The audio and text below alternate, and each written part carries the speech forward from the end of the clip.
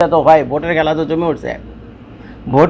জমে উঠছে, তো এখন আমাদের ডক্টর তাহের সাহেব, ডাক্তার তাহের সাহেব, ওই জামায়াত ইসলামের জেনারেল সেক্রেটারি, উনি তো যে হুঙ্কার দিছে, উনি বলছে যে বিএনপি একা হয়ে পড়ছে, বুঝছেন।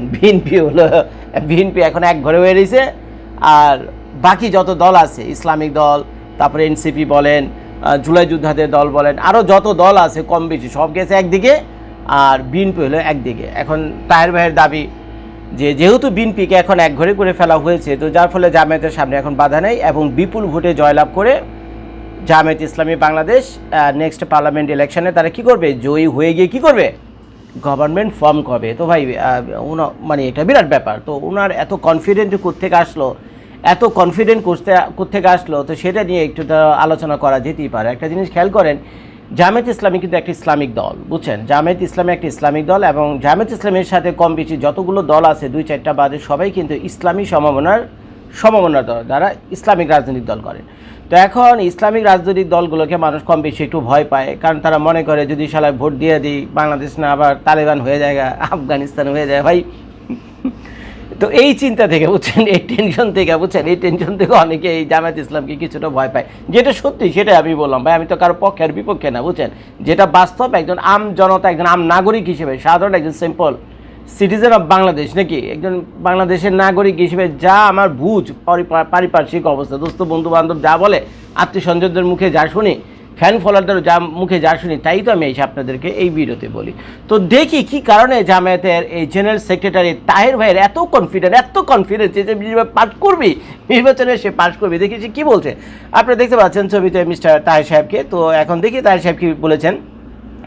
আসন্ন ত্রয়োদশ জাতীয় সংসদ নির্বাচনের কয়েকটি বৈশিষ্ট্য উল্লেখ করে জামায়াত ইসলামের নায়েব আমির ডাক্তার সৈয়দ আবদুল্লাহ মোহাম্মদ তাহের বলেছেন, এই নির্বাচনে বিএনপি একা হয়ে পড়েছে। সোমবার দুপুরে কুমিল্লা 11 আসন থেকে জামায়াত ইসলামের প্রার্থী হিসেবে চৌদ্দগ্রাম উপজেলার সহকারী রিটার্নিং কর্মকর্তার কাছে মনোনয়নপত্র জমা দেওয়ার পর সাংবাদিকদের সাথে মত বিনিময়কালে তিনি এই কথা বলেন। ডাক্তার তাহের বলেন, নির্বাচনে আওয়ামী লীগ অনুপস্থিত আছে।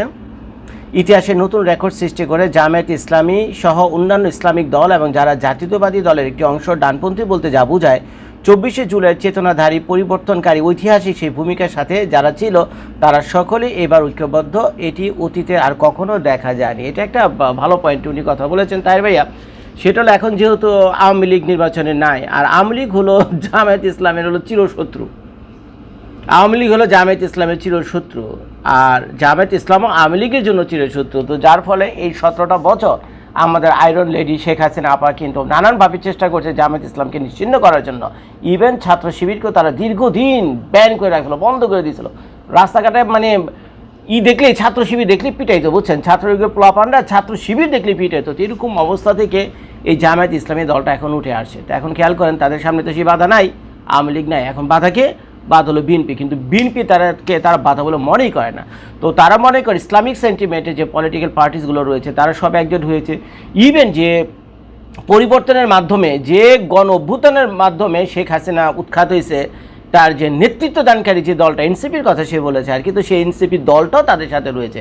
তো একদিকে রয়েছে যাহলে জুলাই অভ্যুত্থানের নেতৃত্ব দানকারী সেই বাঘা পালোয়ানরা, এবং সেই সাথে হয়েছে সেই মানে ইসলামিক দলগুলো। তো কাজে এখন আর কে পায়। আর বিএনপির যে সমস্যাটা এখানে দেখা দিছে, বিএনপির কথা চিন্তা করলে, বিএনপির ধানের শীর্ষের প্রতীকটা আমাদের চোখের সামনে আসলে খালি চাঁদাবাজি, বুঝছেন, লুটপাট, চাঁদাবাজি। আরে সারা সিলেটে যে ওই যে পাথর না কোন জায়গায় জানেন, এই 4-5 মাস আগের ঘটনা না, সিলেটের কোন জায়গায় জানেন সব পাথর খেয়ে ফেললো। দেখলাম যে বিএনপির নেতাকর্মীরা মিলা ও একটা জায়গার, একটা টুরিস্ট স্পটের শত হাজার পাথর ছিল, টনে পাথর ছিল, সারা পাথর বেচে খেয়ে ফেলেছে, বুঝছেন। তো বিএনপির হলো এই নাজুক অবস্থান। বিএনপির ধানের শীষের দিকে তাকালেই আর তারেক রহমানের দিকে তাকালেই মানুষের সেই 2001 সাল থেকে 2005 সালের কথা মনে পড়ে যায়, বুঝছেন। তারেক রহমানের দিকে তাকালেই 2001 সাল থেকে 2005 সালের কথা মনে যায়। কারণ এই তারেক রহমান হলো সেই তারেক রহমান যাকে বাইন্দা পিঠে ধৈরা বাইন্দা তারপরে তাকে ইংল্যান্ডে পাঠানো হয়েছিল, এবং সেই সময় সেই সামরিক যে সরকার ছিল, তো তাদের কাছে সে একেবারে ওই দস্তখত কইরা টইরা কসম টসম খায়, বাপের কসম মায়ের কসম খায় দেশ ছিল যে জীবন আর রাজনীতি করবে না, তারে মেয়ে পিঠে কমার হাড্ডি পর্যন্ত ভেঙে দিছে।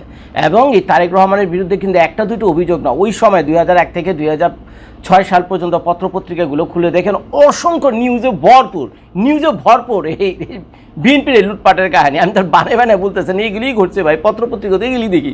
এখন যদি আমার উপরে কেউ চিল্লাচিল্লি করে, আমার চিল্লাচিল্লি করে কোনো লাভ নেই। যেসব পত্রপত্রিকা এগুলো লিখছে, যারা কি না তারেক রহমানকে পিটাইছে বুঝছেন, তাদেরকে গিয়ে বলেন বুঝছেন, এগুলো তার গোপন রাখার কিছু না, এগুলো আমরা দেখছি পত্রপত্রিকায়, ভিডিও আছে।